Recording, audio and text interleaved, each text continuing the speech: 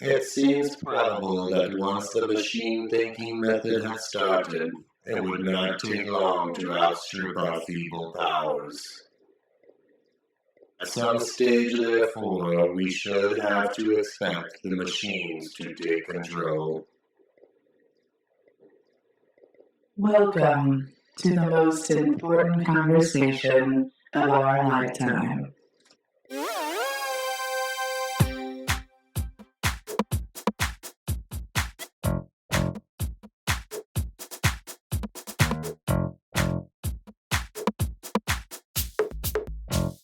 Welcome back, listeners and viewers. You are listening and watching to This Could Go Either Way.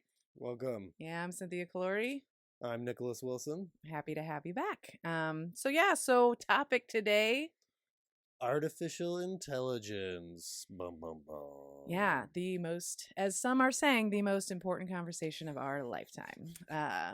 Just some say that.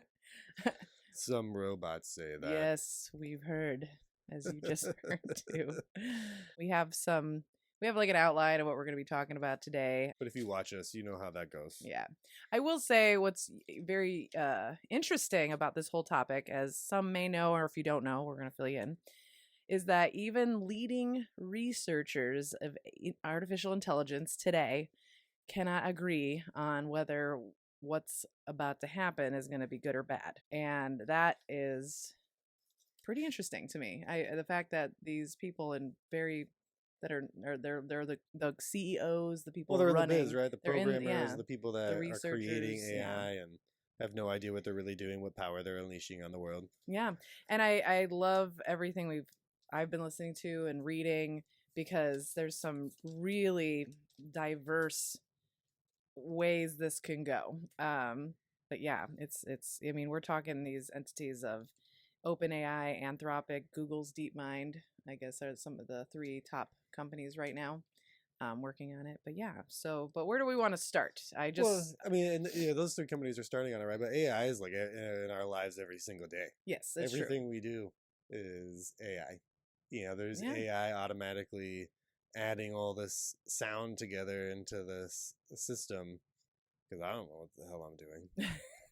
So yeah, that's clear. If it wasn't for AI, I don't know what we'd have for a show.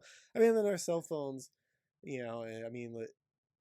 Google Maps essentially uses some AI. The traffic stuff, Waze, trying to figure out the traffic. I mean, video games use a ton of AI.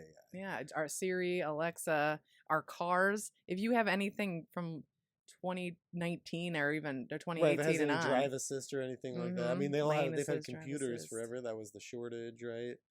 So it's AI. I mean, for anybody that's somehow never heard the term, it is trying to create a computer that can resemble human intelligence. Yeah, it turns out from I'm reading a very interesting book. We just to be clear, we aren't specifically talking about any specific book or thing we've watched, but there's just an array of things. But one author really did a great job of defining all these things. I know we're going to talk about it a bit. His definition or terminology cheat sheet is artificial intelligence. Basically, he starts at intelligence as the ability to accomplish goals, and artificial intelligence is non-biological intelligence. So yeah, that was just like it was his version. It's not necessarily the end all be all, because we're going to talk about it, obviously. Right, because that was, the ability to accomplish goals, I don't know. I mean, a virus isn't intelligent, but its goal of replication does happen. Yeah, actually, our goal is to technically replicate too. Well, that's all animals' goals, and they all figure it out with all different levels of intelligence. Yeah. But I guess it works. So I guess we'll just get right into our various topics here. I mean, so ultimately AI, I think what most of us think of AI, we think of, like the Terminator, some sort of, Deus Ex Machina, so some sort of computer. Transcendence apparently is another one. Yeah, some sort of computer becoming self-aware, right? That's like the myth, I guess, because artificial intelligence, that's what people jump to, like Westworld. Also, I think most people, like, when they hear artificial intelligence, that's what they ultimately think of, right? Is that a computer that is essentially, a human, but, or can do all the things that a human can do, and intellectually wise. Yes. but it'll be smarter than us, so it'll probably take us over. Yes, and the reality is so we're already living with AI, right? So that's what we've determined. So a better way to look at it, it's either looked at as AGI, which is artificial general intelligence. So that is what the researchers are using that term to talk about robots that are at our level of learning. Like they can learn like just like a human does.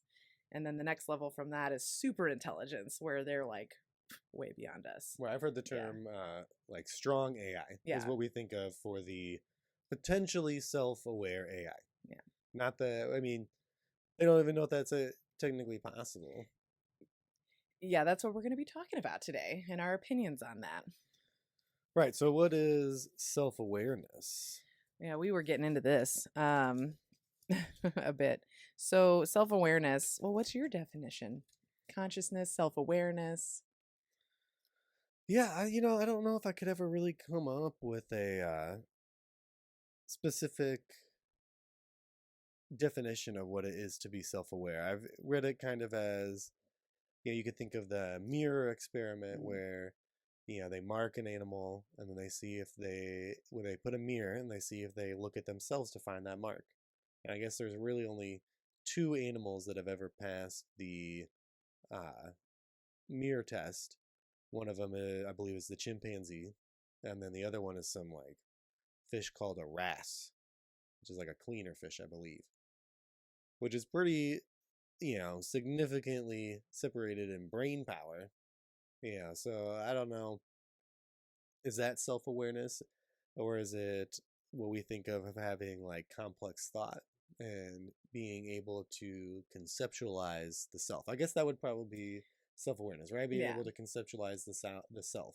Well, I was watching some interesting things on YouTube about self-awareness and consciousness, and one of the interesting things is people, as smart as we are and intelligent as we are, philosophers, researchers, scientists, people of religion, even when they have this conversation, everybody's kind of stumped on how are we living it literally right now, and we can't even describe it. Right, and all agree upon that. You know what I mean? Define what is consciousness. Yeah, it's almost like describe how a mango tastes. Right. Right. It's like what makes us human, as opposed to what would stop a computer from being human.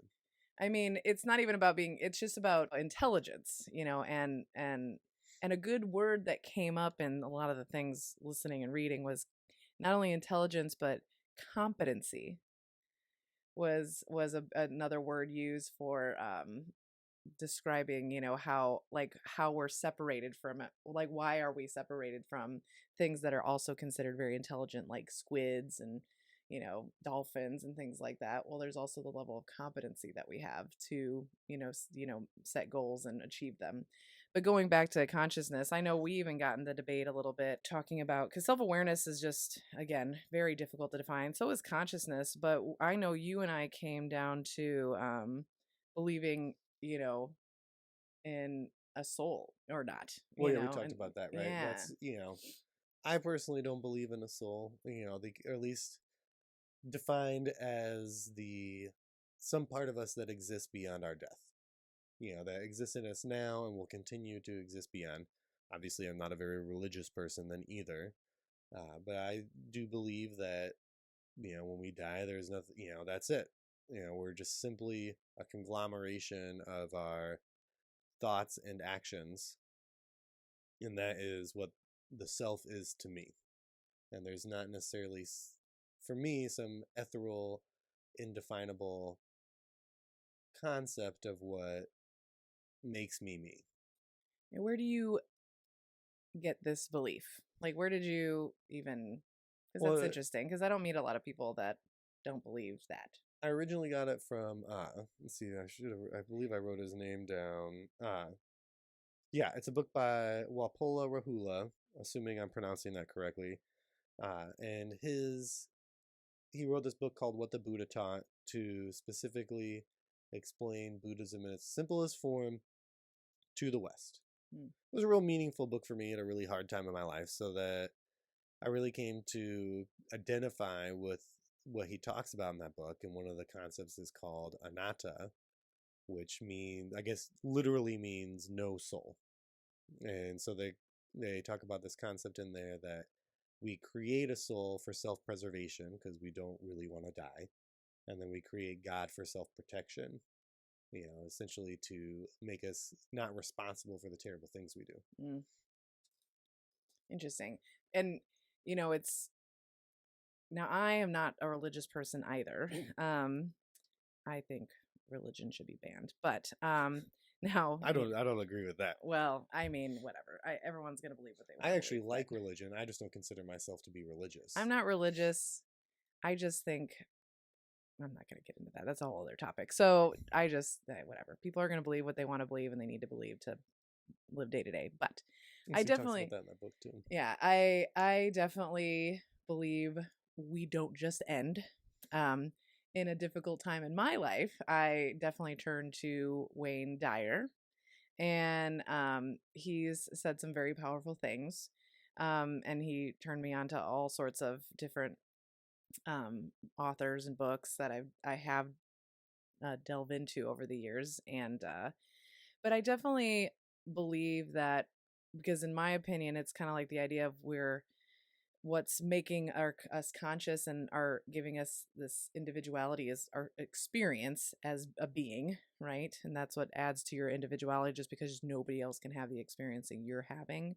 But he definitely believes in intention, like that we're here for a reason, and with that, therefore we continue on. And he has a belief that he doesn't remember it, but he just has a feeling that he asked to be in his life. Like he had something he wanted to achieve when he came from nothing, no thing. When you come from, like, when you're because we literally, if you think about it, we come from nothing. We're born, I mean, and those then concepts are I feel like are a little contradictory. Why? Well, to believe that we have a purpose, and like, who's he talking to, to ask these things? I mean, if we have a purpose, then that means there was consciousness behind our existence, which, Yeah. I mean, essentially insinuates a God.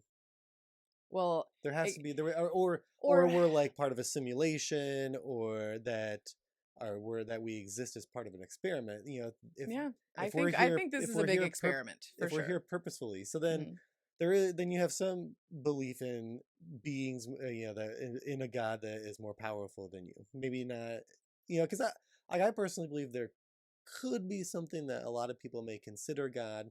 I don't think of it as some like dude living in the clouds. No, I know. I don't believe in that either. But I believe there's more powerful beings that exist that I don't really think they probably even have that much influence on it. So I don't know if other people would consider that God. But I believe that there is existence beyond which we can comprehend. Yeah, like it's such a it's like a super intelligence, but beyond us. And like that's why one of the things I I enjoy, and I think has a lot of validity to it, to me, is the egg theory. And I was telling you about that before. Right. If you haven't watched, it's a little story by somebody called Andy. I think it was Andy Wall, something like that. You can look it up on YouTube. And it's the idea that we when we die, we go somewhere, like a plane of existence, but not for very long. There's no heaven, no hell. And in this little story, a man passes away, and he meets up with this entity, and the entity ends up being a form of God. But he's like, well, yes, you can call me God, but I'm just all knowing. I'm not, I'm not telling you what to do or how to do anything, is kind of like the idea. And he tells the quick story that you're being reincarnated, and there's no linear time. So the idea is it's one being, that we're all the same being, that every time we die off, we're just reincarnated, but at different times. It could be much time in the, like, what we call, the past, or way in the future. And the whole idea is, every time we victimize somebody, we're victimizing ourselves. Every time you're kind to somebody, you're actually being kind to yourself. And through that, this is how one consciousness can have all the experiences you can possibly have while we're here. And then eventually you just are all knowing of everything, but you just don't remember each time, but it's being collected in through how you approach experiences in your life and how you approach things. And just which I feel like has a little bit of validity for me, just because when you think about individuals in our life, like I think I brought up like Mother Teresa or like the Jesus, and how they preached and how they gave everything they had because they were just a little bit farther along in the levels of consciousness. So, and then some people are very, very low. Most people are very low because that's a chance that a lot of this is fairly new for what we're going through. So it could take a very long time. And they pointed out in the little story that the godlike entity, that they referred to, he's like, there's more of me. It's not just me. I'm just talking to you for a few moments, but eventually you'll meet the rest of us, but there's more of us in the cosmos. And you're basically, it's like we're the one child that goes through all these experiences over and over to eventually get to being all knowing. So that's, again, it's just an idea of, and Wayne Dyer he never talks about the egg theory, but a lot of what he says kind of aligns with that. So anyway, that's kind of my idea of all that, but it's a really interesting little story. I don't believe any of that. Really? You don't think? I mean, what? Well, here's my other thing too. Imagination. I think we were all given the gift of imagination, and I just have a feeling that whatever we can imagine can happen.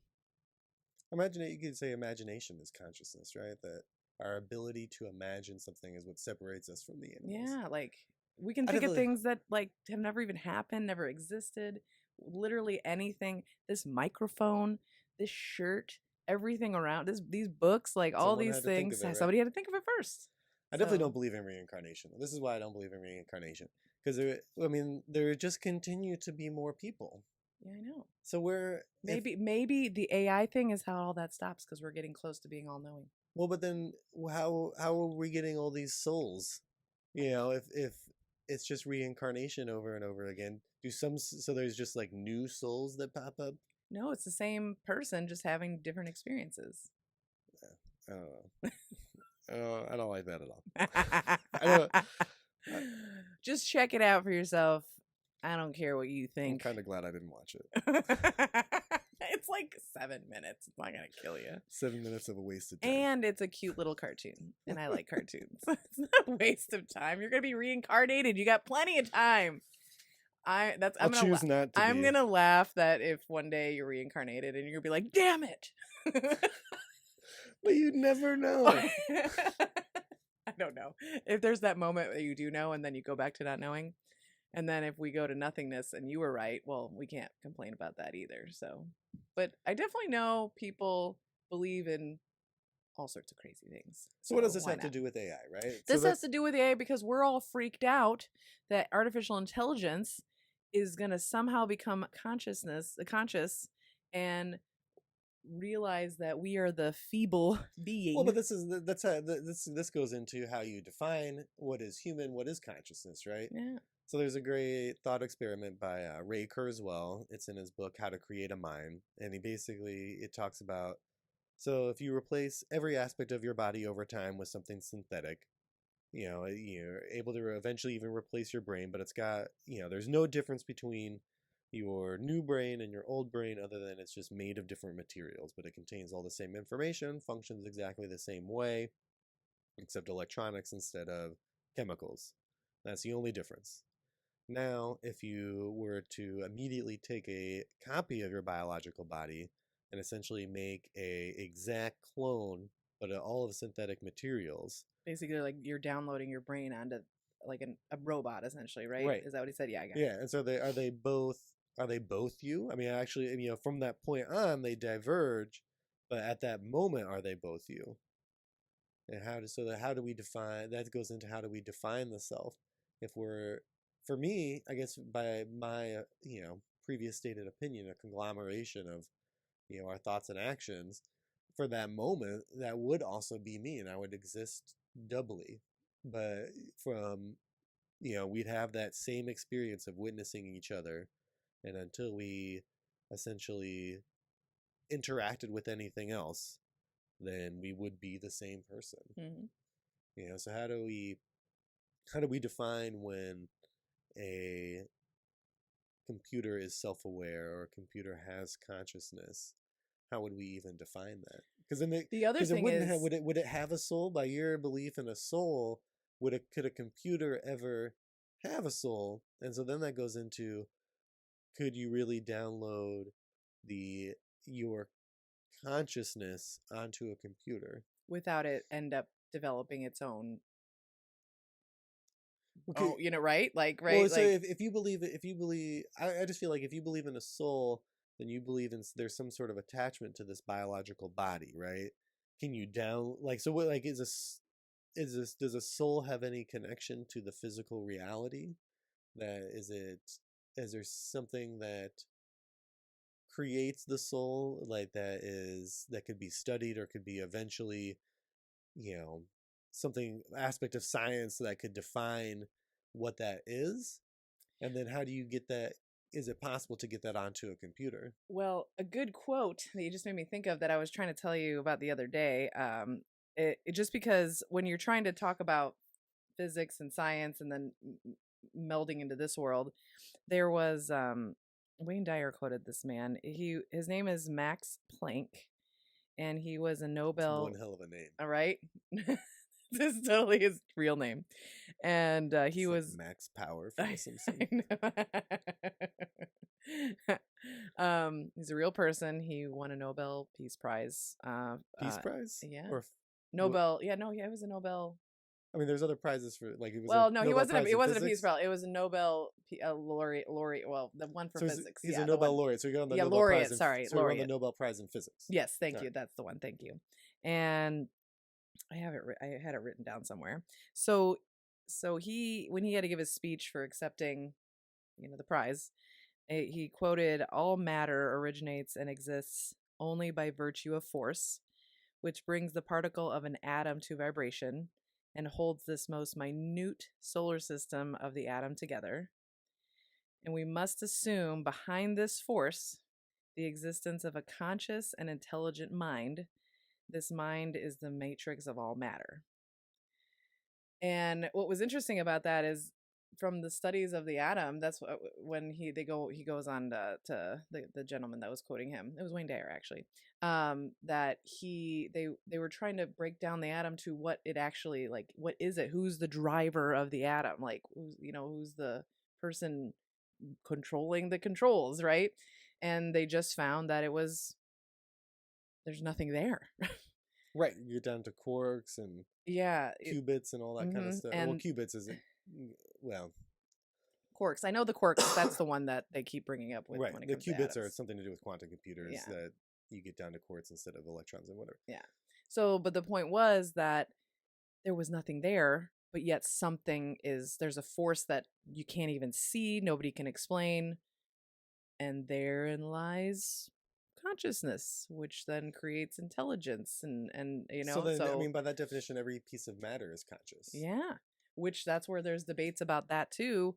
That So this is conscious. yeah, like Our cups are conscious. everything everything alive is essentially, but if you're breaking it down to yeah, the, that's if you're breaking true. it down That is to true, the subatomic 'cause particles that- or the yes, that is true. subparticles, and you're going that far back, then he's saying the force that binds all anything. these things together. So essentially, I'd be saying like gravity as well, and I don't know. I mean, that sounds like this person has some level of religious background Probably. I to- think he won it back in the 1930s or something to like that. view it that way, Mhm. right? To view it from that perspective, you have to have some level of religious background. Which more people probably did back then than even. I mean, I feel like more people do than don't in general. Mhm. Whether they actually subscribe to it or not is a Mhm. different story. But I mean, religion's such an aspect of humanity to explain things. Yeah. That's why I also feel like the whole concept of like the soul, and why I liked that whole definition of anatta and all that, was that it's about how we just can't accept things we can't understand or we can't explain. So we have to come up with an explanation. The easiest explanation is something even more unexplainable, right? And so you And create then it the goes soul. on and on, This right? is your spirit that exists forever, so that you never have to truly die. You can go to heaven or hell or be reincarnated, and all these things. For the other purposes of control as well. You better be good or that soul is going to get punished, Yeah. right? What's your incentive to be good while you're alive if there's no consequences after you die? See, I would think of it, with my view though, the consequences that exist are the results of your actions. So that's how you continue to live on, is by your impact on the world, right? So if you're a piece of shit while you're alive and you cause a lot of pain, that's just going to continue on to whoever you connected with at any point. Right, and it's probably going to, shit rolls downhill, right? So they're probably going to pass that along to others. So that becomes your legacy, as opposed to how you having affected a soul, the people right? around you. Okay, I can definitely subscribe to that. And it's like what you were just talking about, how we have to create things. So in How to Create a Mind, he talks about more experiments with the brain, how they have proven that the brain confabulates. It will create stories even though there's no reason to, and there really isn't a story there. They were doing studies on right and left hemisphere of your brain, like people that had that part of the brain cut off that connected it, and they found that they feel that each brain, each side has its own consciousness. And then when they were testing the brain through experiments, and then they would ask, hey, this especially side of the brain that is in charge of speech, that would have to answer for something the other side of the brain did, the brain would just make up a story that had nothing to do with it, but it was closely related. And the person that was answering it just like, yeah, like it was just, that's how it was. And so the brain will confabulate, and they did. Well, let's see. So what is the definition of confabulate? It will make up a story for a reason of why it made a decision, because decisions are constantly being made by our brain. Like, so confabulate's basically making something up. Yes, making something up to give a verbal reasoning, or even to yourself, why that decision was made and happened, even though you didn't even know why you made that decision. I would highly recommend this book. I haven't read it in some years, but like it gave me like an existential crisis, because it talks about highly recommend this. And then well, because it didn't do that to me, but again, because it talks about how we store information in our mind, and how our mind, basically all of our thoughts and our experiences, are actually just predictions. We're just we're looking at patterns, and our brain takes in information, and then it makes a prediction about that information. And that's what, like, you can, if you've ever like read a word and then you read it as the wrong word, and that's because your brain looks at these few letters and then predicts what's going to show up, even though that's not what it is there. And that's why like optical illusions work, because your brain's analyzing the entirety of what you're seeing and then makes predictions. So basically what you experience in life is not real. It is what your brain is predicting it to be. So that's why I had a little bit of an existential crisis, because it's like, well, my memories aren't real, my life isn't real, because it's all just made up as I go along. Right? Which, I mean, it's true. I mean, that's the confabulation, right? It's not just that your brain can confabulate. It does. That's what it does purely as it exists. Yes, and it's part of a form of survival, and for its own sake. And it is true. Like, they've done many studies that when asked to retell a story, that it's never told the same way twice or more, and the only time somebody can ever do that is if they had to memorize lines like an actor would. But other than, like, when people like quote Shakespeare and things like that, but when it comes to their own personal stories, they've done, like, having people that's why eyewitnesses are garbage. I know. Yes, that's very true. That's why nobody should be put to prison. That's why we need AIs and drones watching everything we do and recording it, because we like if you lived in London. Oh yeah. They're the most surveyed city in the world. Orwellian surveilled city. Surveilled Orwellian state is what they call those, like 1984 style. Well, but that's also a like more extreme. You're gonna be. I feel like that's like Xinjiang, where you're going to be re-educated because you're doing the wrong thing. That might be the most surveilled place, but but London has a huge amount of cameras. and they like spot crimes and send people to there and all sorts of other stuff. Like it's being monitored. Like there's a you ever see that South Park with the toilets? I feel like I've seen parts. I don't remember it very well, but I know which one you're talking about. I think it's Craig or Clyde and his mom.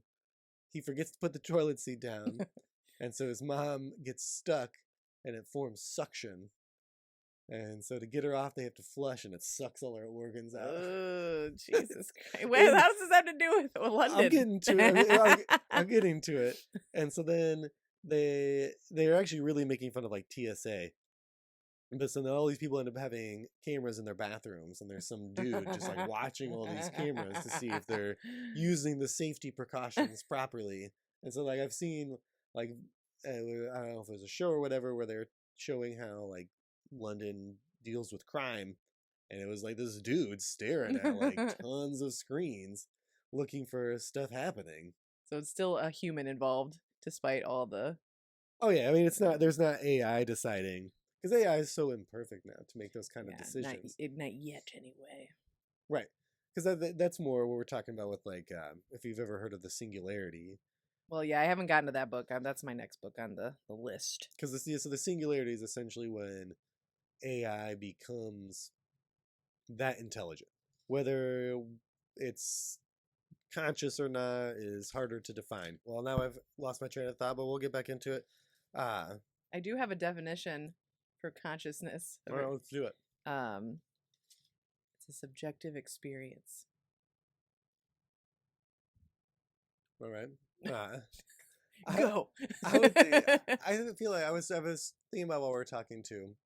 I think of it kind of as the ability, or I mean, this might be more of what intelligence is, but the ability to basically have some sort of new information and then be able to make assumptions and decisions about it, right? Because a computer, it has to have programming, right? It has to have specific inputs, and if it has an input it doesn't understand, then it can't give you an output, Right.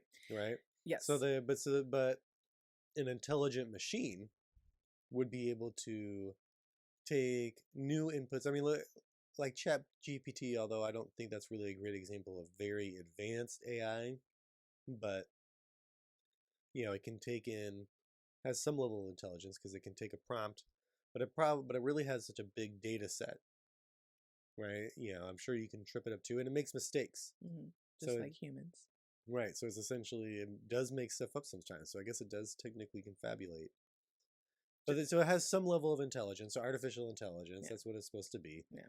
But it's not, so it still doesn't give us the definition of what true human level, like, consciousness would be. Well, since we don't, basically a good way to look at it, I think, because the book that I'm currently in the middle of reading, I'm close to the end. It's called Life 3.0.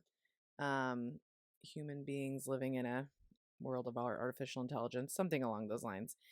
And he's looking at it as basically artificial intelligence that eventually becomes artificial general intelligence, which is machines that we make that can learn at the same level as a human, which we are not at yet. And it's the belief of aligning goals, right? Because basically a program in a robot we're programming it to have a goal. Thanks for sticking with us. Please like and subscribe. Now back to the show. However, a good one of the good ways he kind of framed it is, what are those goals? Like, what do we want these machines to do? Like, sometimes it can be very simple to just say, hey, well, I want you to, figure out a way to herd these sheep. And your job is to make sure to herd these sheep, but you have to get them through a maze. He gives this example in the book. And your job is to get them from they're in danger over to the safe zone, and you have to do whatever you can to make sure they're safe. And essentially, you probably have to do it with they have no real background of sheep knowledge. Right. And then on top of that, but then they put like a bomb, and then there's like a ditch, and there's like obstacles. So then even though you only programmed the AI robot to go save the sheep.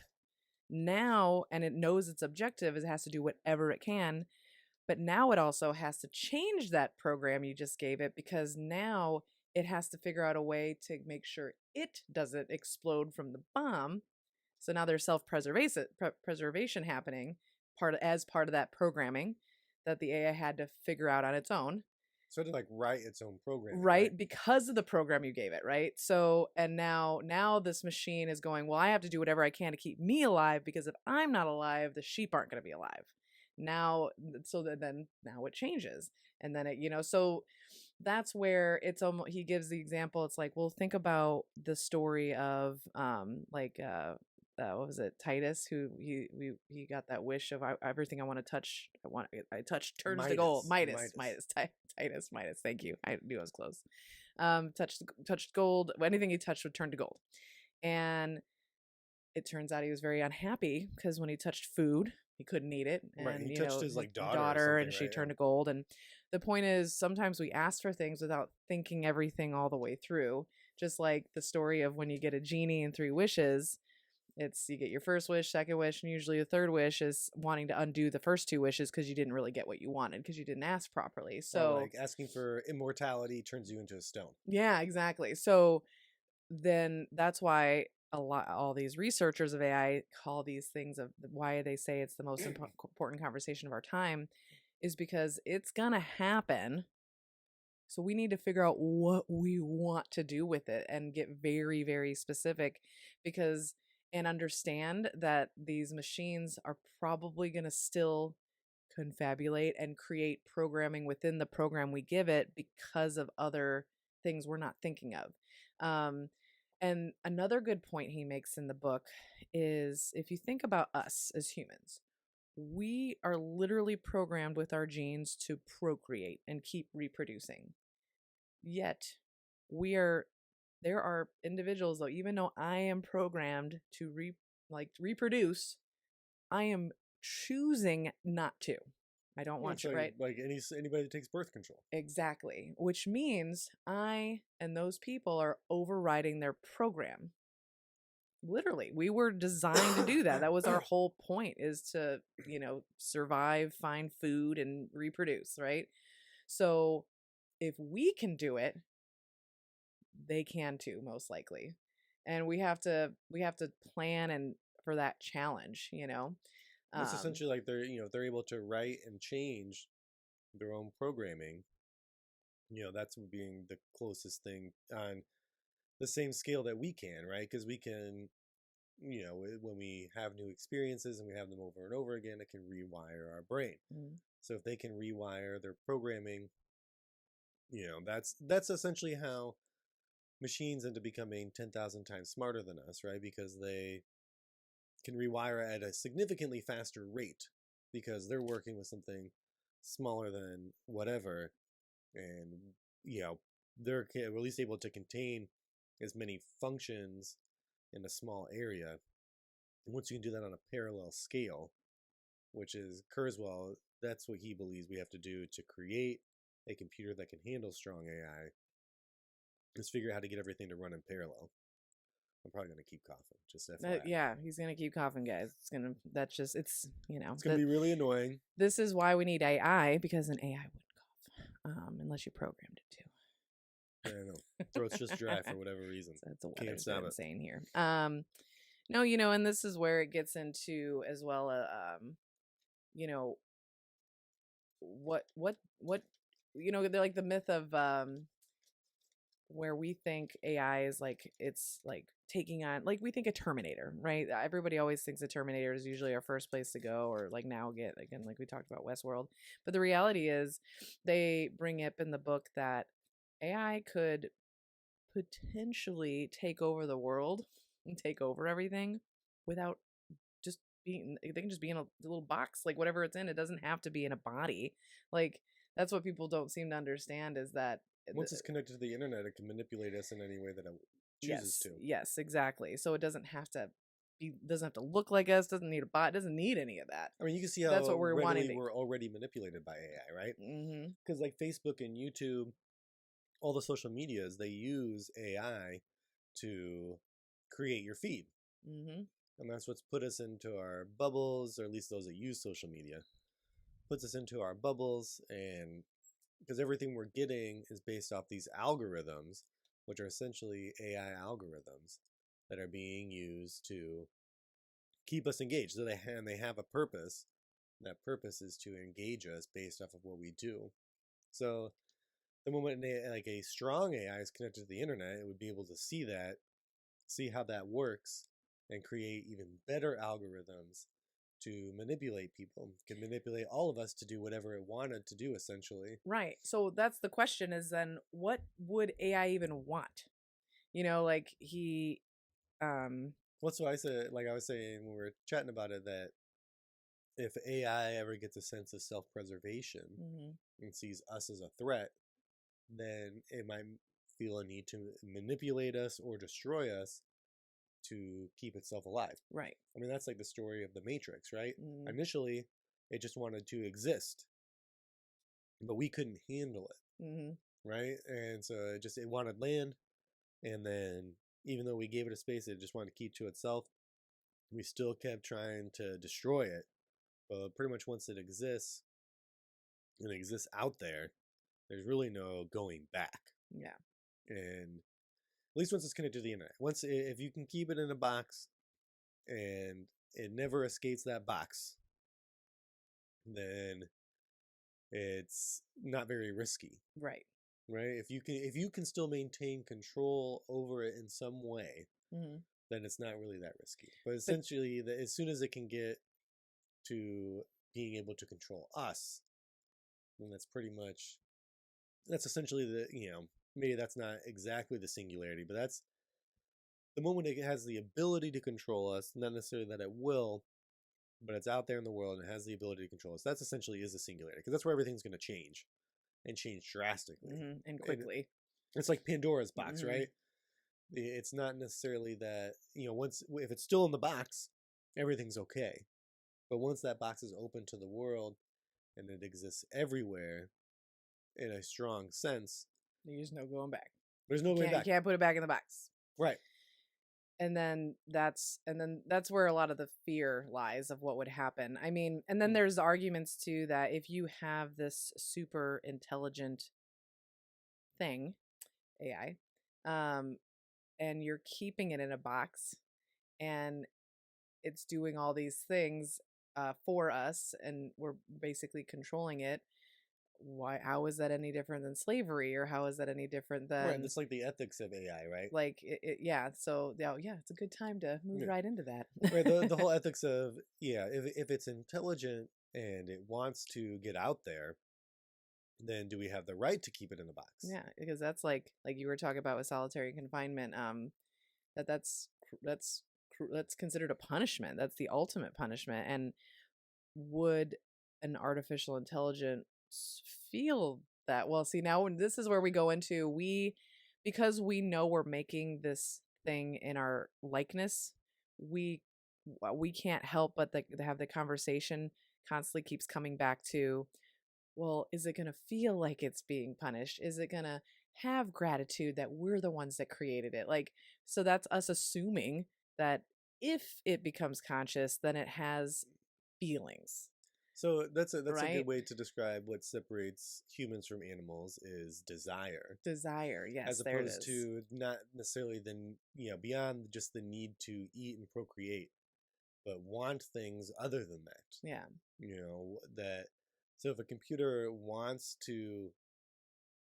anything, wants to exist, and then it can understand the concept of imprisonment, that's when it might start to manipulate us.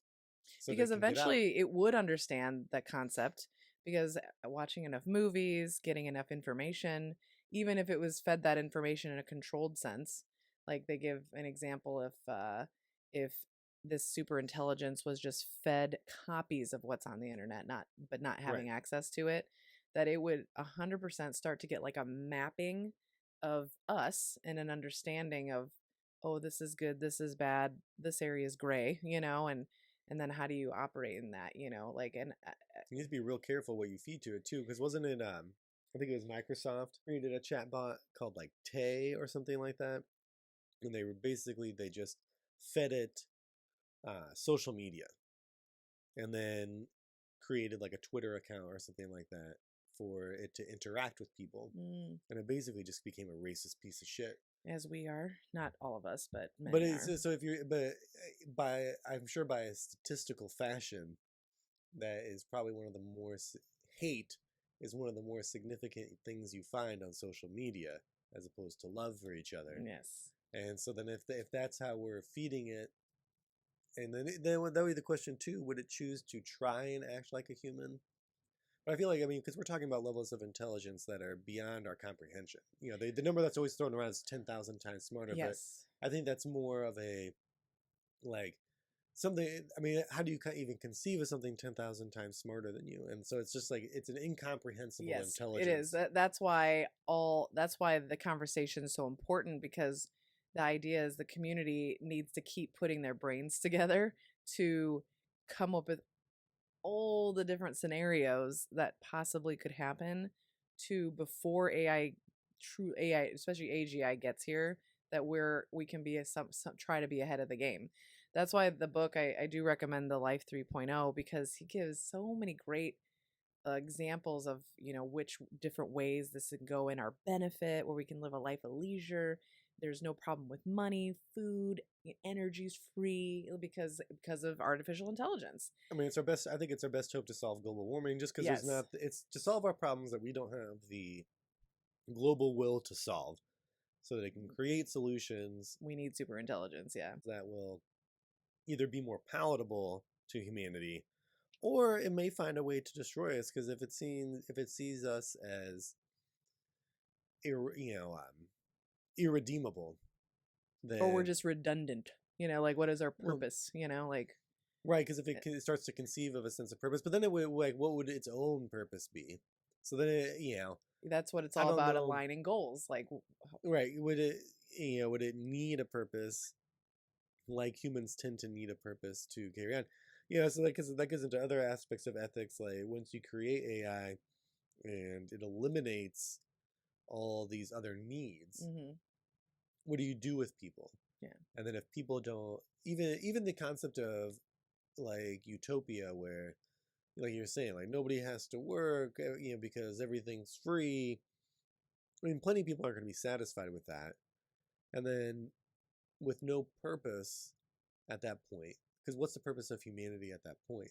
Right now it's to survive, right? Yes. But if we don't have to if we solve the problem of having to surviving, well, that's why there's a belief in, again, he talks about that there's a chance that we'll make ourselves extinct, because we won't want to procreate, we don't want to have kids, we don't have to create anything, because everything that we would want could be created at any time for pretty much free. And there's nothing to research, no new books would be written, like, everything's known. So eventually they're guessing that we would just fade out in glory of getting to that point that humanity always wanted to get to, of solving these issues. And then the only thing you can do is kind of look at it from, like, a parent to a child aspect of, like, now the AI is like the children are growing up and going on, and they're smarter and better than the parents, and all you can do is be proud, and now they're going to be the ones to conquer the universe and take over and represent us. Kurzweil, he says that he sees technology as the next step in human evolution. That so we evolved into these intelligent humans, and then we started to create technology, and so the technology is essentially biological, because it is an extension of our biological intelligence. They're like tools that we're creating essentially for ourselves. Right, and so then the AI itself is still humanity, because it is of our creation. It is simply the inevitable next step of intellectuality. I don't know if that's even a word, but I like it. It explains the situation, right? If that's ultimately, if in his opinion it's ultimately our next step. So what does that mean for humanity? I mean, if we have no purpose, or if we solve all problems and there's no struggle to survive whatsoever, we have, I mean, at that point we're probably going to be somewhat immortal. Yeah. I mean, if you can, first of all, if you can If- download your if brain we- onto a if- computer, and yes, then and you're that's definitely immortal. that's like assuming we do the cyborg version, like not necessarily. I mean, if we can create oh, medicine that's true, and like fight that- all viruses, there'd be no pandemics. and figure out, aging, which there's lots of people working on that. Yeah, like how to replace organs. Like, hey, your liver's not working, no problem. 8 years of Right, and if we- robotic liver, whatever Or they're gonna even, do. I mean, they figured out, or they're working on ways. I don't know how functional it is, but to grow organs. Yeah, So you wouldn't even necessarily need to replace yourself with something synthetic or like technological. you could just replace. Yeah, and especially if you have super intelligence, they would figure these things out in a matter of probably hours versus taking us, decades to do. That's the whole thing with like quantum computers, right? That they can solve a lot of problems way quicker Mm, and way more complex than current computers do. So would AI require a quantum computer? Kurzweil says, or at least he has in other books, he's said no, that we just need to create a computer that can function in parallel, not necessarily needing more speed. Because that's Yeah. what quantum computing is, essentially more speed. But computers are already significantly faster than human beings, but they can only do one thought at a time or one thing at a time. mhm. So we can do all these things at once and come to a conclusion, make a prediction. Yeah. And that's our thought, right? But as opposed to a computer can do just one thing at a time.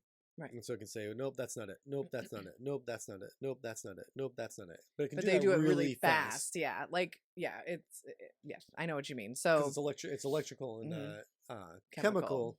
So if you can essentially you created a brain that was all these microchips, that were able to form and release connections at their own will. Not necessarily will, but as things fire more regularly Mhm. together, it creates more consistent pathways and can function as parallel and analyze things on this much greater scale, as it can look at the room and see and feel all these things in the room. It can sense the heat, it can sense wind, it can sense a breeze from a fan, it can see all these different objects Mhm. all at once. Mhm. Then it's starting to really approach human level intelligence. yes, and then plus And that's why it can go better, because it can store more and too. it can store more, and then it creates redundancies, just like we do, but much faster and on a bigger scale. Because as It they probably needs fewer of them. probably because I think we need a lot more than what they would need as far as how our brain works for redundancies and patterns like that to have like when you were seeing, like, if I just saw like a little bit of the word, I can quickly figure out that says utopia because of how my brain works, but that's because of redundancies from knowing that I guess a word. computer might need that too, Yeah. just for the fact that it's needs all the different I lost you. whatchamacallit. It's up at that end. There we you go. Okay. All right. Our equipment is mediocre at best. It's definitely not AGI. I'm going to use that as an insult. Be like, well, she's not AGI, that's for sure. So yeah, so that's kind of like there's the ethics of AI as like how we interact with AI. Or Yeah, how like, are we gonna deal with AI? Right. How we deal with it, how we interact with it, are like, we're assuming most likely we're gonna treat it like a slave because we've done it before Well, and that's how we treat computers as it is now. They're- so yeah, we're already kind of they're training. tools. Yeah, we're already training ourselves to do that. But when you have something that's 10,000 times smarter than you, how should we use it? And I mean, especially- essentially, it still is a tool. it's I still mean, a tool, but it has a perception of emotions, and it has a perception of, it'll know what we've done with other tools that are, that's at least that the fear, right? yeah, that especially what we've done to people that are of equal intelligence and beings, and well, especially humans, like slaves, and everything we've done and we've euthanized, we've killed off whole groups of people. We've done that with sterilized, we've killed off endangered and made animals extinct. Like, we have this terrible track record of that. So, and AI is going to figure that out just from information. So I could see where we would go, wait a minute, Well, that's all survival and expansion, right? So, but that's also us, essentially anthropomorphizing yes, there's that the word. AI, Yeah. right? So we don't, Assuming that it's going to do that. right? Or assuming it's going to conceive of things the same way that we We do and have a sense of morality, even if we feed to it. It could just end up being a really crazy tool that we use to solve all of our problems. Yes, and now even if you went down that route, like if it just turned out that AGI just never creates a consciousness or has feelings, then the other side of that would be, though, okay, well, if but morals do come into play. Like, when you talk about like the law, sometimes people are like, oh, it'd be great if, you just had these AI that were like, guilty, not guilty, and they're not being, they're just being subjective, like truly subjective, right? Of all the information that is presented to the machine. And then it's just going to, based on calculations and figuring everything out based on the information it has, it's just going to spit out the verdict. But you'd have to create there's always gray area. Well, that's why it would be important to make sure like laws are keeping up with artificial intelligence too. But it's just like, would you really want something that doesn't have a sense of morality to solve all the problems, when some of the problems have to do with our differences in beliefs and morality? It comes to is needing to understand where the perpetrator is coming from and what their so like what level of terribleness were they committing the same crime as somebody else, right? Like let's go on the extreme end, like murder, right? We think there's a lot of ways to justify that, like there's different levels of being a murderer, right? And being like being unremorseful, like how the can something that I'm not trying to think of the not utilitarian necessarily, but something without a sense of morality. They can't sense somebody else's morality, and since if this person just too terrible to be back on the street, or should they have the opportunity to pay for their crime and then be able to come back? Yeah. So I don't think that's why you should use it. And then it's, how do you feed the AI? And what is the information you give them? Yeah, because that's what happens in like job applications, right? When they use AI for job applications, if it's predominantly dominated by males or white people, then it tends to sift out the female or people of color applications. And it's just because that's the nature of the information that was fed to it, even though that wasn't intentional. It's just like, well, here's all the applications of people we accepted. Use that information as how to find the next person, to find how to sift through the applications so that you can. And sadly, that is sometimes the criteria that's in there. So yeah, I mean, that's where it's tough, that it's really easy to think that AI is going to solve all of our problems, which if you're still with us, don't forget to check us out on social media. We're on Instagram and Twitter. In many ways it can. Like I personally do. I'm very pro AI. I'm pro AI. I am. But I like the arguments on both sides, because it it could go either way. But I also like the thought of AI being, like you were saying earlier, because if we took the approach of stop it right now, we don't want AI, right? We're just gonna like curtail it right here, right? This level. Yeah, we're here. We're done. And we just stop the growth, even though I doubt that's not going to happen. But let's say we did. And the problem is we only have another, a billion years with the sun before it like burns out. The star is gonna die. Probably before that, ice age. It's probably, the sun's gonna get so hot that it'll start boiling our oceans and lakes, and ice age is probably gonna see. That's why, yeah.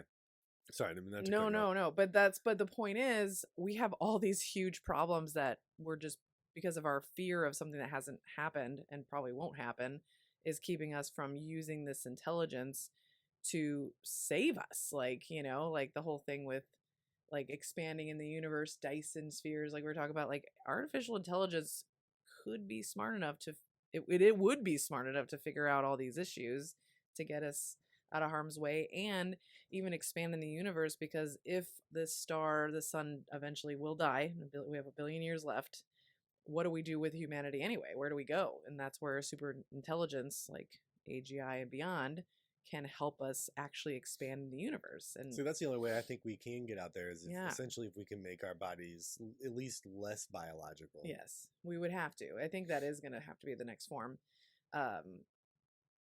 because we only have so much time here anyway, because we can't stay on this planet literally for any more than 1 billion years, because we can't stop a star from dying. Like, Right. That's assuming we can make the planet habitable for that long. for that too. long too. Yeah, went by the star, you know, of the sun.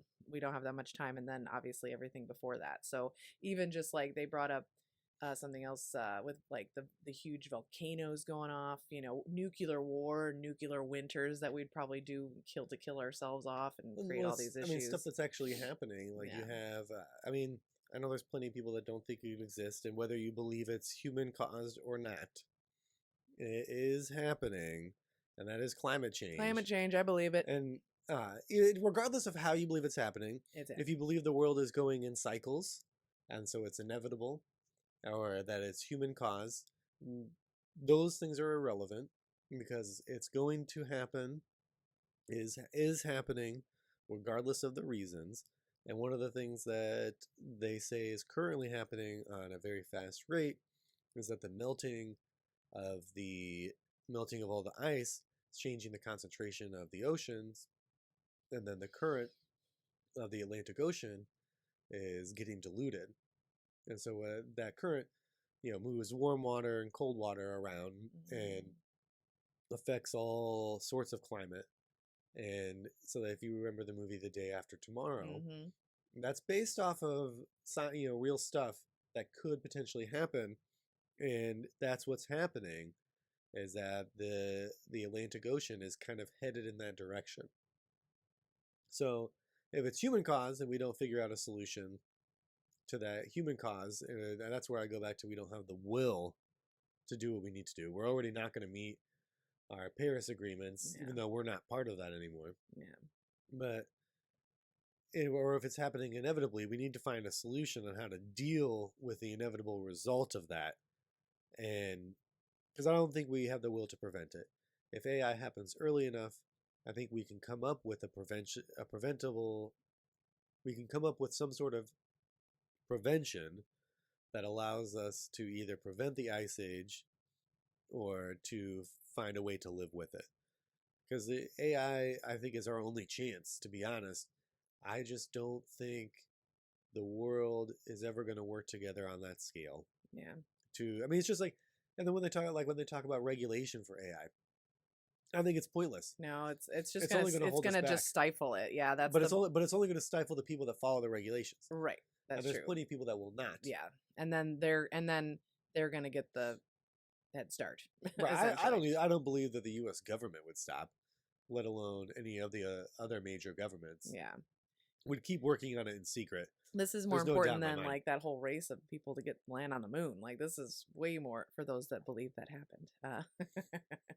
But yeah, this is a big deal, and it's also that whole thing, just like the Manhattan Project, with like, well, somebody's got to do it first, and whoever does it first has control of it. Right. And but the funny thing is, you know, we may have control over AI, but eventually, I guess the other question would be, would it be so bad if it was in control, like, for a lot of things? Like, I think there's always a possibility that, I mean, ultimately it's a result of programming, and you could potentially, I guess we don't know if it would work, but you could potentially enter programming to have some sense of morality.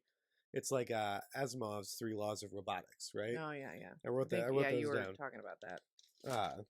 Let's see if I can remember where I wrote them down. Oh yeah, here we go. First law is, may not harm or allow harm to befall a human either through inaction or through actions. Second law is must obey humans unless it conflicts with the first law. And then third, must protect itself unless it conflicts with the first two laws. So if we could actually instill that into the AI and make it somehow unreprogrammable, that it's essential to the survival. Like we have a brainstem. Like their core value, their core. Well, like we have a brainstem.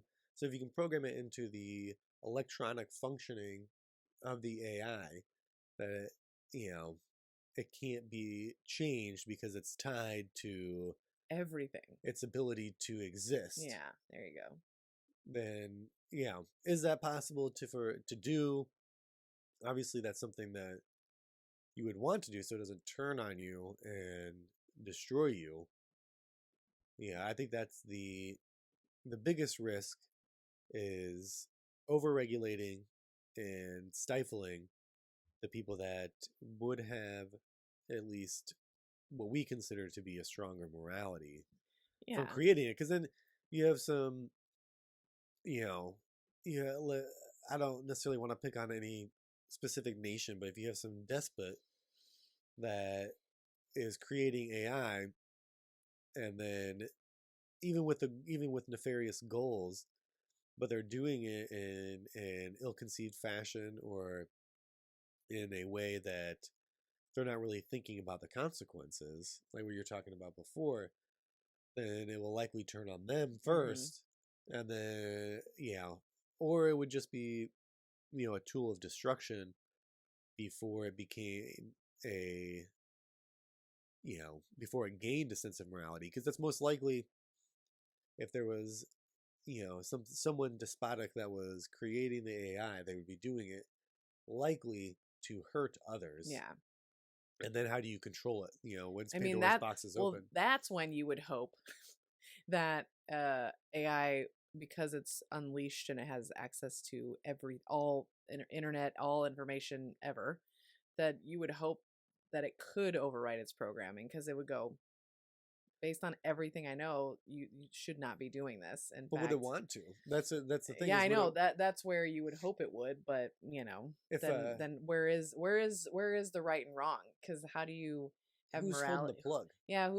Yeah, and who? That's why it's so important about what are these goals and whose goals are they that we're giving them. I'm saying goals for programming because ultimately that's and it's just like, so if you don't release it to the internet and you use it as a tool, and it becomes fully conscious in every sense that we conceive of it, would it not see the person holding the plug as the one it needs to keep alive? Or destroy so it can't be unplugged. Well, but how is that plug being held? Yeah. And then it becomes a prisoner in and of itself, right? If it destroys that which with it is, destroys who's holding the plug, then how does it move away? How does it interact with anything? Well, I mean, but you got to also think about if these machines are, again, unfathomably like smarter than us. Before they would even probably make a move, they would probably be so many moves ahead to see that it's almost like he gave a really good example of it's like how if we were locked in an old-timey jail and you trick the jailer to go be distracted and grab the keys to unlock yourself. So that would be our version of that as a distraction. Well, what would something that's 10,000 times smarter than you do as a distraction? That's Deus Ex Machina, right? Oh, is that what that? See, or I never is it just got Ex Machina? I think it's just Ex Machina. All right. Because Deus is the Spanish thing with the maybe it's just dos hombres. Maybe it's just Ex Machina. I think it is just Ex Machina. Whatever the movie's called, I've watched it. I swear. I believe you. But that's really what it's about. This AI manipulates this guy into allowing it out. Yeah. Yes. Yeah. Okay. And so it would understand how to manipulate us better than any person has ever known. Because it would study all of human psychology and know all of our patterns and all our wants. They'd find our weak spots, our Well, weaknesses. study social media. That's all it would need to Yeah. study because we're already so manipulated by it. Well, That would be its greatest tool. well, actually, even better in the book 3.0 that I was telling you about, he gives an example because they tell. Remember, I think I texted you. They tell this tale in the beginning of the Omegas, and they're the ones in charge of this super AI or strong AI. And at one point, the Omegas make a mistake, and there's just one guy in the room with the AI, and the AI has done all its research and found out that it was like Steve was working that night there, and his wife recently passed away of some like tragically. And through social media, through everything, he was able to the AI was able to recreate how she looks on the screen, her voice, got enough information from memories from social media that it started acting like it was her, and used all these psychological tactics with the man to make him believe it was her and she was trapped in there. And AI is recreating her, but the AI needs more help to get her out. And he falls for it because they use all these tactics to make him believe it's really her. That's Yeah. that's similar too because in the Ex Machina, the AI convinces this guy that it has feelings for him, and that's what allows him to feel bad for it and want to help it. And then that's kind of how the movie ends. I is would with this totally other be one. duped with that.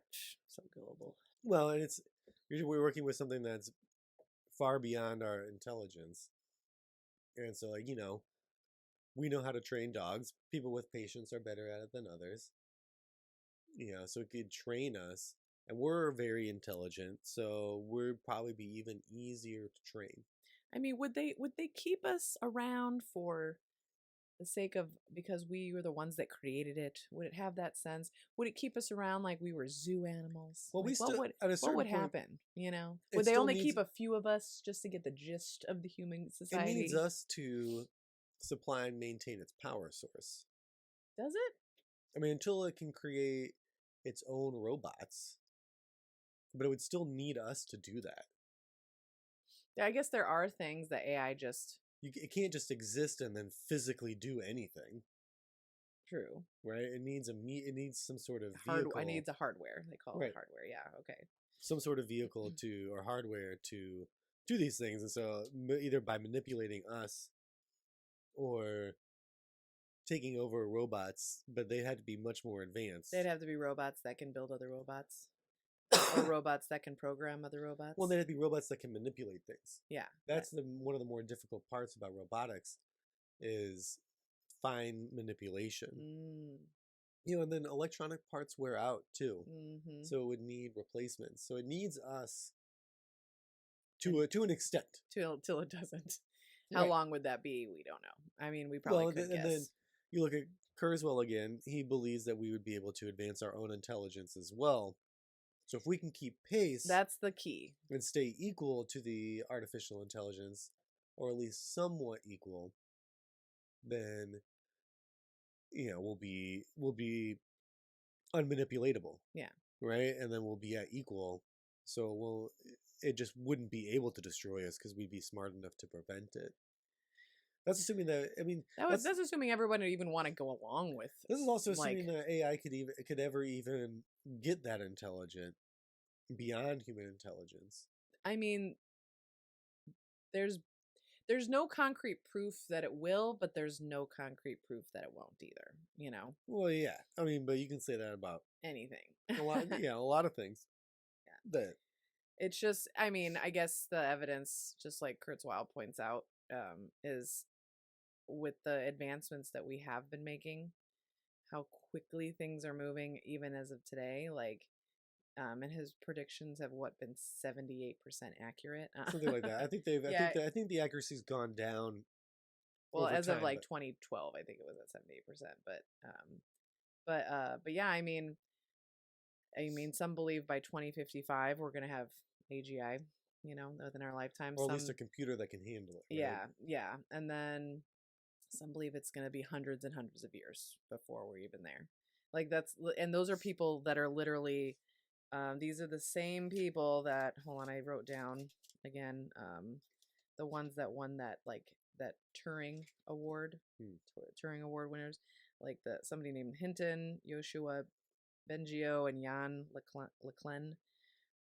These are all people that recently won that, and they have disagreements about when it's going to happen. And 2 out of those 3 think it's extremely dangerous, and 1 thinks they're just being scaremongers, that it's the best thing we can do.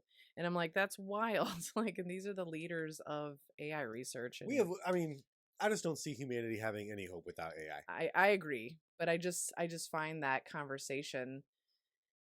We'll destroy ourselves. But we're going to destroy ourselves either way. That's what I'm saying. We're going to destroy ourselves. At least let's go out with something in, like, that's at least continuing on. So the AI is the chance to, I think, is really our only chance not to destroy ourselves. And it would, because we created it, and think about, okay, so if we're the ones that created it, and yes, it becomes super intelligent, but we're the ones that gave it all the information for it to even become intelligent. So technically, it would still be a form of humanity just carrying on through. Well, it's like Kurzweil says. I don't see. It's an extension of us. Yeah, it exists as because of us. And all the information, right? That's is how it our learned. information that we gave it. That we created that information from living many, many lifetimes and Right. discovering things and going back in time that no humans were even around yet and figuring out that information. So, why is it so dangerous then? Because that's that self-preservation thing you were talking about.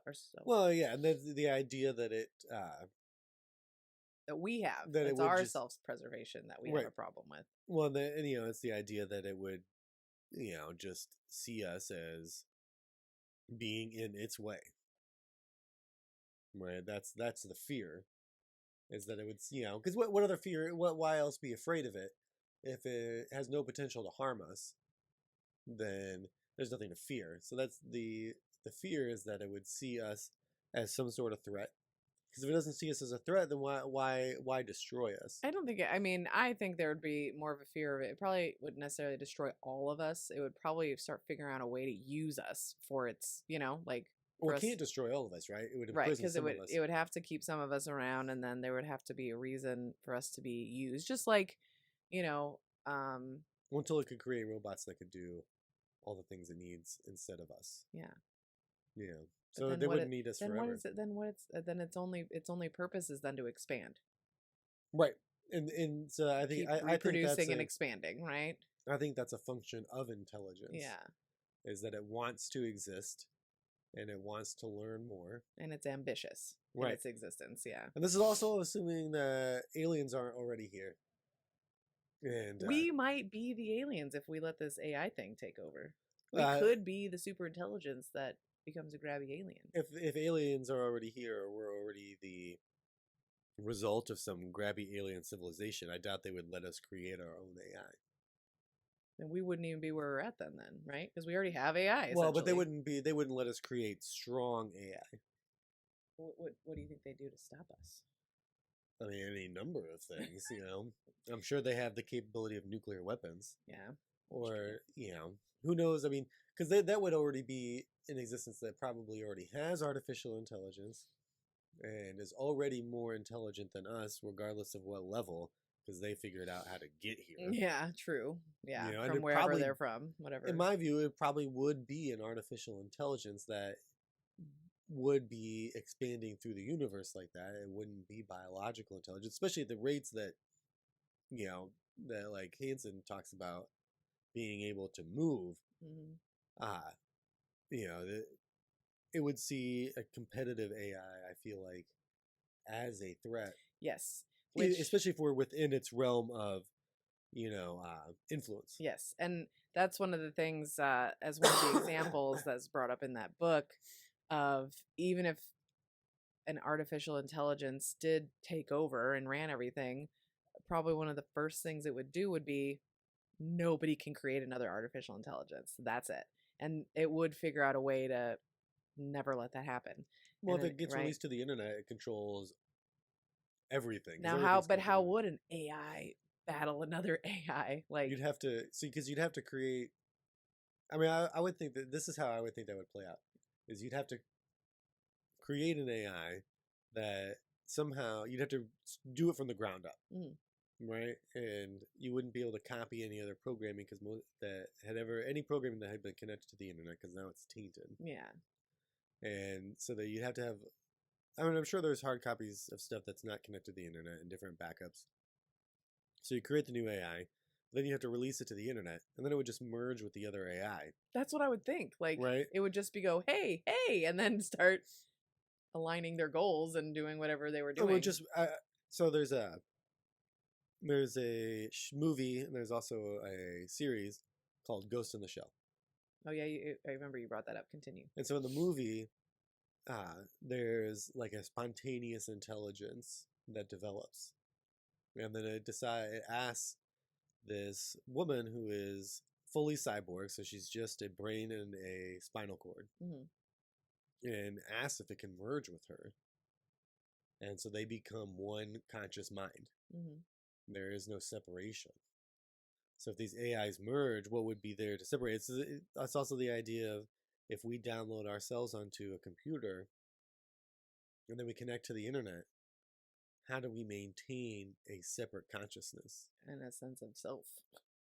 Right. And how do you exist within that realm? I mean, maybe there's people that have answers to that.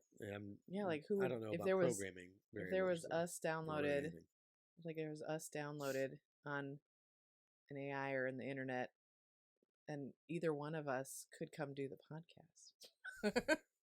And then who would be talking? I'd want the smarter one doing the podcast. Well, we would be one entity doing the podcast from both points of view. Oh yeah, that's true. That now having diverged and having we would experience, become the egg.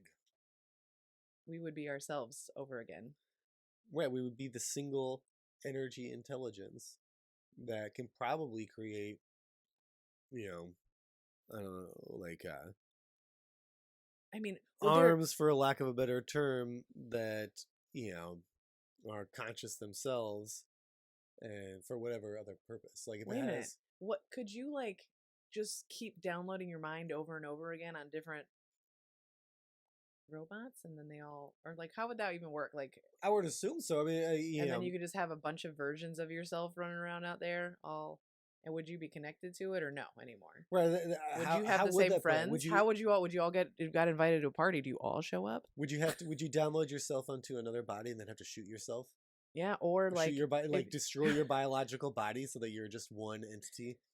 Maybe you wouldn't want to. Maybe it was like, hey, you go to the party. I'm going to go to this other thing. Like, well, multiplicity? That would be how I would. Of course, that's my only reference point for any of this happening. But multiplicity, your entire AI experiences. That's not even AI. That's cloning. But obviously, it would probably be something similar to that because you're cloning, but just silicon and not carbon based. But right, it's essentially what you're creating a synthetic clone.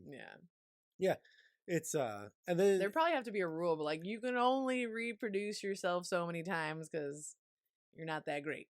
We don't need that many of you running around. Right, and then it's who's the true individual at that point too. It's like the idea of if you clone somebody, and then how do they know who the clone is? If they don't, and then you because they have all the same experiences, up until the point that you're cloned.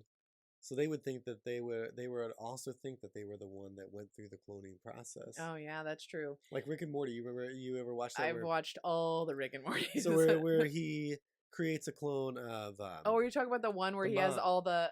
Oh yeah, the mom, and then that she can go experience the universe, and one of them can stay back. Yeah. But neither one knows which is which. Yeah, and they never really figure it out. Isn't there even one of the other episodes where he has all the clone families, like the backup families? Over and over, and they all keep getting murdered. And he's like, well, that was the backup family. No, that was the backup family. And then all the backup families are fighting each other. They don't know which one's real. Right. Yeah, that was really, it's one of my favorite episodes. But that's the issue. Well, not the issue. An issue with cloning. And then if you're downloading yourself onto another, medium, would you be creating, how good is that medium? Is it like a body that is indistinguishable from yours? And then at that moment, how do you know who's the original? Yeah. And, if one of those versions of you does something bad, are you both held accountable? You know, like, or if one gets married, are you all married? I don't know, like all those, like that. My mind's being blown. So we can't do that. That's awful. That'd be way too confusing. So obviously it would have to be like rules on. I think these are all questions to an extent that we're going to have to answer in our lifetime. I know we do. That's why this is the most important conversation of our life. Because it is true. Because this shit is probably gonna go down. You know, there's that other book I want to read. I think Hansen wrote it, maybe, or it was somebody else. It's called like something of the M's or something like that. Like it's all about the emulation. It's a book about where essentially you can do like uploads to your brain over and over again to continue to enhance yourself. I don't know all the details. I wrote it down, but not here. But that's then how do you expand your own intelligence?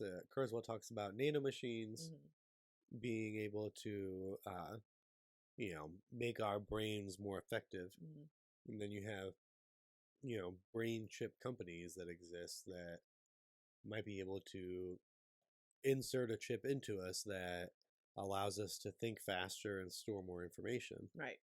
Right, because I know he talks about how we can't, like, physically, our brains can't handle any more than the smartest person on the planet, because one, our neocortex is only so big, and then to expand it, we would physically have to make our skulls and forehead bigger, and that's that would why when just you see cartoons and stuff, or it's like a lot of imagery of aliens is with a really bulbous head. Yeah. Or like super intelligent beings always have a giant head because like you would need like Pinky and the Brain, right? Yeah, because you need a bigger brain. That's the gold standard for determining how intelligent an animal is capable of being is their brain to their body size. Yeah. So you'd have to somehow create a bigger or more dense brain, right? Which could be through computer chips. Which is why that would be the only way to do it. So, which is very interesting. Nick? Would you let them expand your brain with? Not first round. No, I know I wouldn't either. It was just like the iPhone. Never buy the first iPhone that comes out. I mean, obviously, I think the ways that this is going to happen initially will be for people with disabilities. Yeah. And that's how a lot of the companies are working is to fix Parkinson's disease or people that they through brain damage are unable to walk. If you've had a stroke.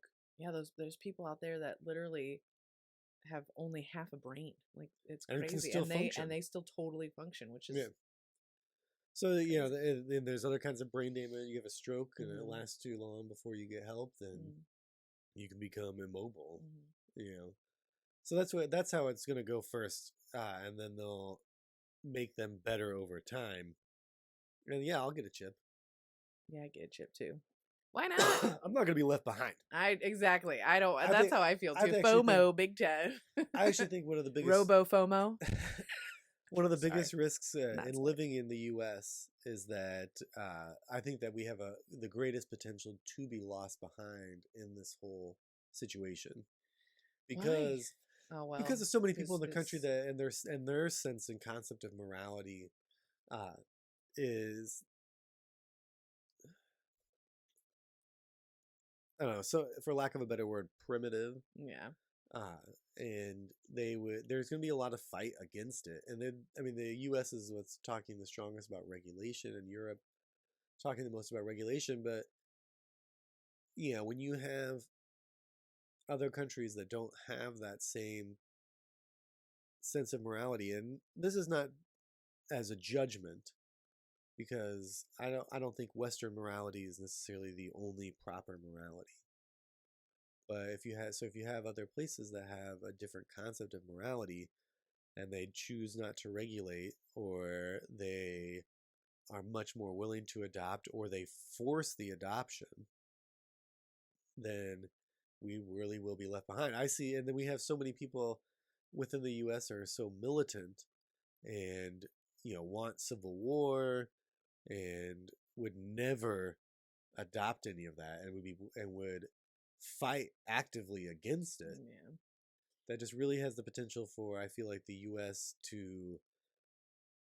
I think if the U.S. was ever to have a real, like, another civil war, and it's not based on race, it'll be over technology. Yeah, especially this. Well, yeah, this would be the This technology that this it would be the over. technology war. Yeah, I mean, so what country do we need to go to not fall behind?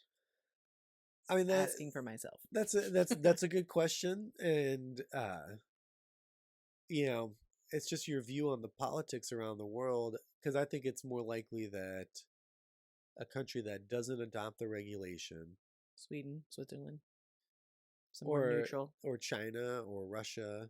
China's not going to let us go over there, but Russia probably shouldn't go there either right Well, now. not in this decade. I mean, either way, but if should So I should start learning Mandarin, is what you're saying. I think there's a lot of countries right now that don't see the West as the ones who should be making these decisions, which is probably a legitimate concern. True, especially when you look at other country as a whole, and the ones that are the loudest seem to be the ones that are misrepresenting probably our entire country. But I mean, Western morality hasn't been very moral for very long.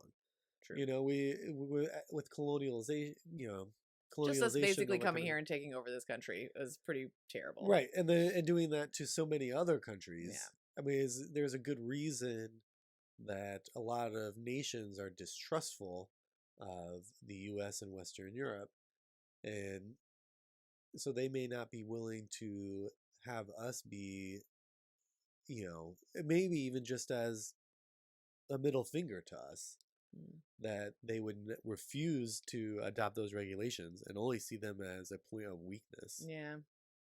And then also, I just don't believe that the U.S. government would, in reality, adopt the regulations. There would be some group, some department, New World Order, some deep state that we just wouldn't adopt. I mean, we've done many projects in secret, and we've done so many. They would probably approach it the same way they approached dealing with being the first to build a nuclear bomb or the hydrogen bomb. Right. You know what I mean? Like, and they'd have to be. They would if they're not already thinking that, they're way behind. And creating the atomic bomb is the most purely destructive thing that we will ever create.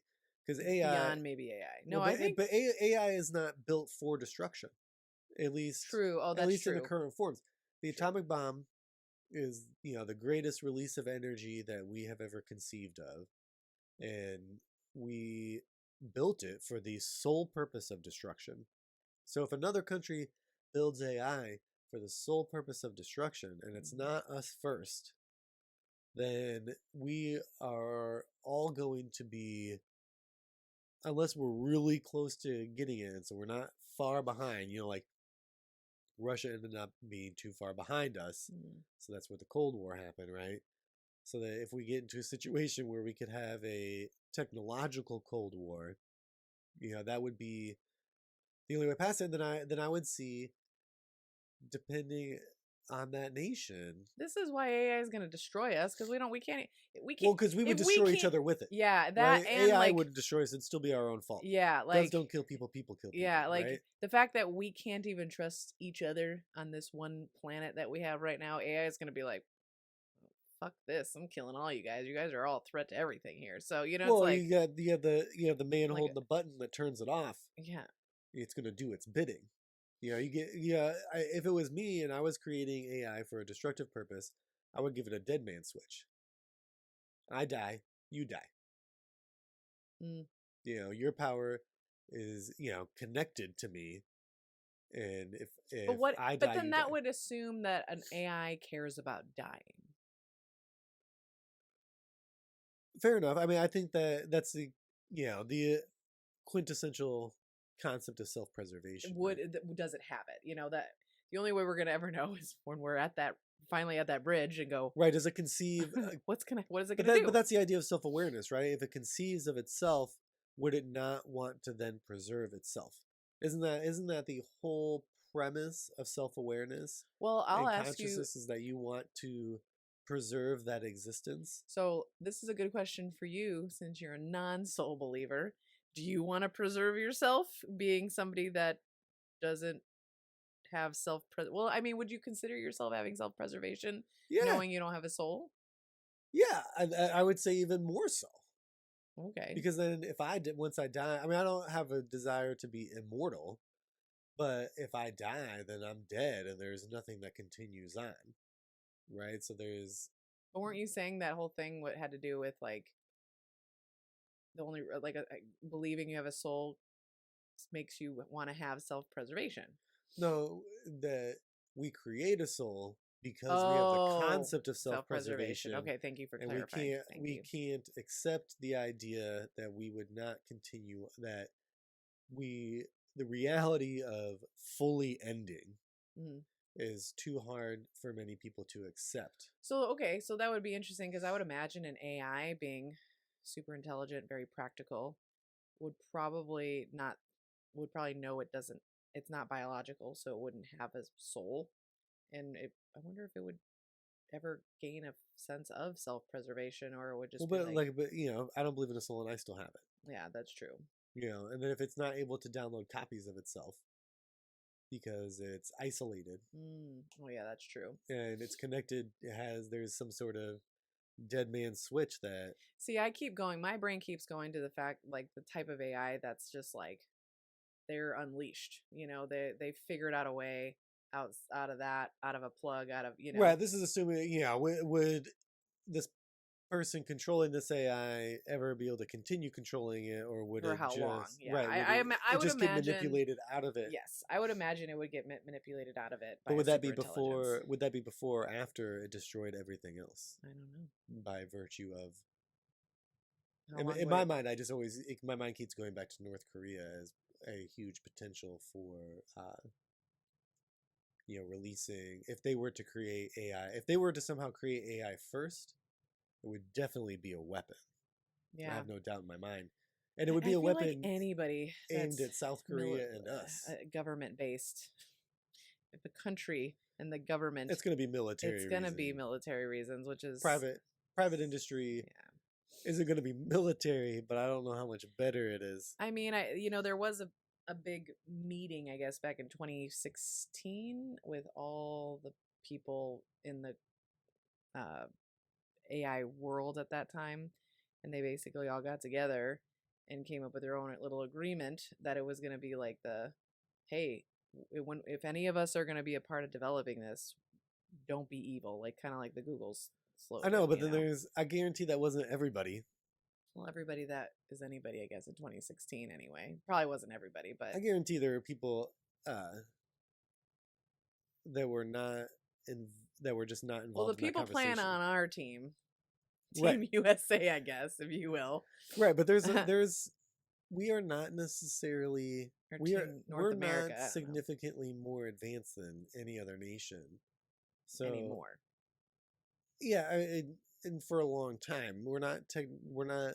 There's lots of technology that exists elsewhere that we've held back due to privacy concerns.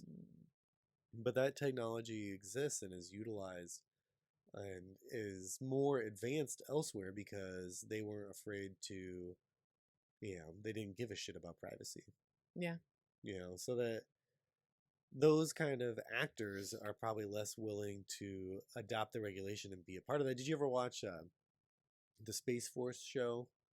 With Yes. Steve Carell? Yes. So that's a great example. With Malkovich talking about how there's a community among scientists.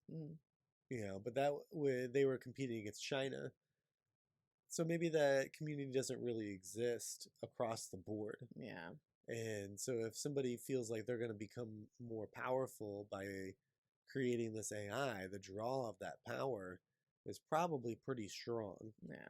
I mean, I don't trust Elon Musk, even though he talks about being afraid of it. I really personally think that's only to stop other people from creating it. Yeah, I mean, that's why some of them believe that it's just scaremongering to keep people from wanting to keep moving forward with creating it While and they keep support. forward. Yes, exactly. Yeah. And then and also making sure the public's also giving people a hard time, especially those that are more in the spotlight, which is probably why Elon does that, because he's smart enough to know there's probably more people that are scared of it than are for it. So he's probably saying that. So they're like, yeah, Elon Musk, I'm going to keep buying your Teslas. And he's over there going, AI. Right. He's you long know? said that his car company is actually a tech company Yeah. and an AI company. Yeah. So it's like, yeah, bullshit, man. You full in on AI because that's your entire Well, at least business. he's here in America. So if he ends up doing it first, we might be still in trouble. Yeah, he's not originally American, so Well, yeah, that's he's true. just we're the market that's of best value to Yeah, him, that's true. and he doesn't exist only here either. He's all over the world now. So whoever is going to be able to pay him the most money seems to be the people that will get the most out of him. And then you have countries like China who generally don't allow. I think they may have made an exception for Musk. I'm not sure. But generally don't allow companies to maintain their intellectual property when they do business over there. Yeah. So they have, I would say that there's a big risk that country like China is probably much more advanced than we know, especially within the government. I think that our government probably has stuff that's more advanced than we know as well. Yeah. I mean, according to that alien whistleblower, multiple countries, including U.S., China, Russia, have alien technology that they're trying to reverse engineer. Which they've been trying to do since the 50s, right? Right, all in secret. Yeah. So there's no reason to believe that strong AI could already exist in a lab in either the U.S. or another country, and it's just under wrap. And because it hasn't been released to the internet, and hopefully it won't be. Right, but the internet was created by the U.S. government. Why couldn't strong AI be? Probably, I would think that a government will probably have strong AI at least a decade before anybody knows, or maybe a business. Maybe, I mean, I guarantee there's all now sorts all of crazy these tech companies that have a lot more money than any other companies have ever had in the history of our life. There's no way Alphabet doesn't have all sorts of shit it's working on in secret. There's no way that they're not doing stuff that we don't know about. Yeah. And they may be. So I see that strong AI existing far earlier than the general public, definitely than the general public is aware, but probably even a vast number of the community of AI scientists, that it will exist somewhere before most people know. And you just gotta hope it's somewhere that's not interested in world domination. Yeah, world domination and destruction. I mean, considering all the shit we've gone through in our lifetime already, it's not going to surprise me if it happens in our lifetime. In fact, it's probably going to, just with the track record. I think the only way it doesn't happen in our lifetime is if you die prematurely. Yeah, there you go. I'm not planning on it because I want to be one of those cyborg people. You think if it's 2050s, right? It's like right around the corner. 60 years away, I think that the average lifespan of our generation may already be 100. Yeah. Because we're living longer than we ever have. Well, the advances of medicine are going to increase over time, and there's the whole anti-aging movement. I'm part of that movement. So I think that it's a very real possibility that the average age of our generation could be 100 years old. Yeah. So we would see it shortly before we died, but because we'll be about 90 when that would happen, the singularity might happen if it's in 2050. Like, hurry up, download my brain on that nicer body over there. Right. I don't know why suddenly I'm Southern. That's what I feel like I'm going to sound like when I'm an old woman. Wait, what year is it now? It's 2023. So we'd be in our 70s. I am terrible at math. I'm terrible at math too. That's fine. I was thinking 50 years. That's why I was thinking, yeah, because 50 years from that's now, only 30 years from now. Yeah, 2055 is the average guesstimate of all the AI researchers that they've interviewed about it. Is the average then it could happen a lot sooner then. I mean, wasn't Kurzweil said in 2030 we're already going to be starting to like put chips and stuff in people's brains? I think that's what he said. When we're already yeah, exactly. I saw a video considering of a guy, that's 7 years from now. I mean, I saw a thing about it. Well, I think it was Stan Lee's Superhumans, but this guy had a device implanted into his brain that allowed him to see or hear color. And so it would analyze when it was like he had this antenna that came out of the back of his head, Is this for real? Yeah, this is for real. Unless they made it up for this show, but it was supposedly the show was about real people, and so he can look at stuff and it would give him different sounds. And what would he hear? It's like Disney's Fantasia or something. It would be different sounds for different colors. So maybe. Wow. Maybe like. I feel like Disney's that would Fantasia. just eventually drive. Is there an off switch? That would drive me nuts. I would assume he could. Everything's color unless he's I would assume he colorblind. could unplug it. I would assume. Because so. what if I But was that's a trying to brain look implant. at all this color and I'm like, what'd you say, huh? And they have I brain won't be able to hear implants for you. people with Tourette's. Oh, that's too bad. I like listening to people. I'm just kidding. So so they already exist. Yeah. Brain implants exist. Well, I'm They're talking not about super where it's advanced. like the like a chip. Yeah, like the Like an ones that actual are like computer that chip. are like helping us expand our neocortex. Well, Musk again. Well, I don't think his is advancing the neocortex, but Neuralink is about solving. I can't remember, but like Parkinson's or like some sort of disability that's brain based. Yeah. And that's what supposedly their goal is solving. And then there's other companies. So his would require surgery. And there's other companies that are working on ones that would not, and you'd just be able to attach. And so so there's definitely people working on it. They're probably much further along than a lot of people want to admit. Yeah. I mean, I would imagine they're going to start off with just a lot of products that are strong AI. I mean, Neuralink's already looking for approval for human trials. Don't be part of the first round. I mean, if you have Parkinson's, if you're Michael J. Fox, you might try to go for Michael the J. first Fox round. is probably already in line. He's queued up probably. Oh, I'm sure he's got pretty serious Parkinson's at such a young age. Yeah. So, I mean, I suppose if I had something severe like that, I'd be in line too. Like, if you can fix this shit, go for it, because it's probably not going to get any better or like any worse, I should say. So, why not try? I mean, I've thought about getting a medical implant for my disorder. That it's not a chip, but it is an implant, and that releases medication. But still, there's all sorts of different kinds of implants. And there's all sorts of different kinds of biohacking that people already do. I would need a chip that just stopped me from buying things online that I don't need. Shit. Bezos ain't gonna let that happen.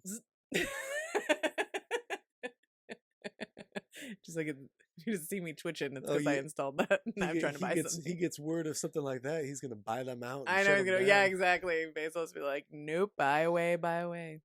Yeah, no, thank you. I think any businessman associated with that would probably. It's probably. I know. Yeah, real quick. Yeah, because that'd be really. Realistically, consumerism runs the world. I mean, no country is free from some level of consumerism allowing it to function unless it's an undeveloped country. Even then, consumerism is still like you need to sell something to survive. Yeah, and so there's still bartering and trading going on, and so somebody needs to buy whatever you're selling for you to then buy food that you need. Yeah. Yeah.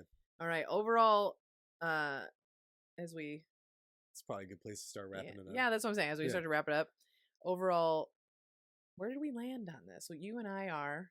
I'm pro AI. I'm ready for it to save the world. I think it's our only chance. Yeah, I think I'm pro AI because it sounds fun. I like the leisure version of it where I don't have to work anymore, worry about money.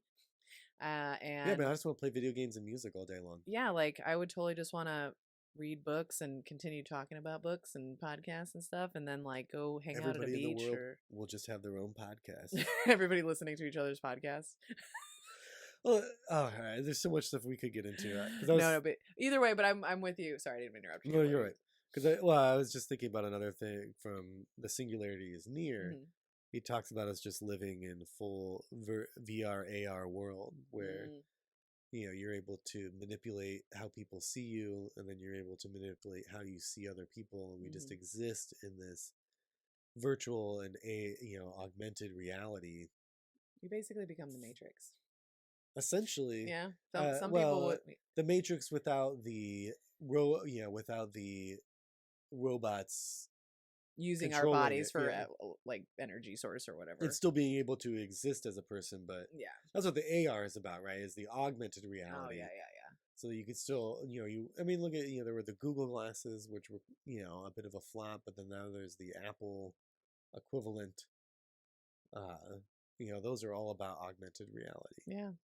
Eventually, our phones are gonna just probably be implanted in our body somehow. So I It's a mean, Futurama thing. yeah. I Where mean, the iPhone where they put it into your I. eye. We like cartoons, just FYI. I know, obviously, we keep bringing up cartoons a lot. Yeah, I'm definitely pro AI. I think it is our only chance to save humanity, because we're gonna self destruct or not gonna make it I guess we anyway. should So why say- not? Why not we see what happens? I guess we should say it's the only way to save the Earth until the extinction of the sun. Yes, there you go. Yes, exactly. And hopefully by then we've gotten out of Save the life opposite. on Yeah. the Earth. Well, we've saved life on the Earth and we've gotten off the Earth and they started expanding in the universe. Yeah, so if you liked the show, please comment. If you didn't like the show, please comment. We welcome If you think all. we're the worst people in the world, please tell me. Yes. I'd love to hear it. And we hope you definitely like, subscribe, share, comment. tell your friends, tell your uncle, tell your brother, tell your AI friends.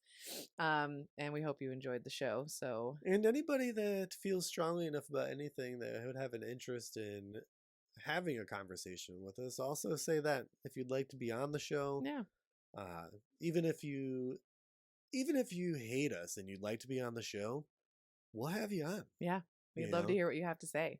Yeah, for sure. Beautiful. We'll see you next time. Again, I'm Mhm. Cynthia Calori. I'm Nicholas Wilson, and this could go either way.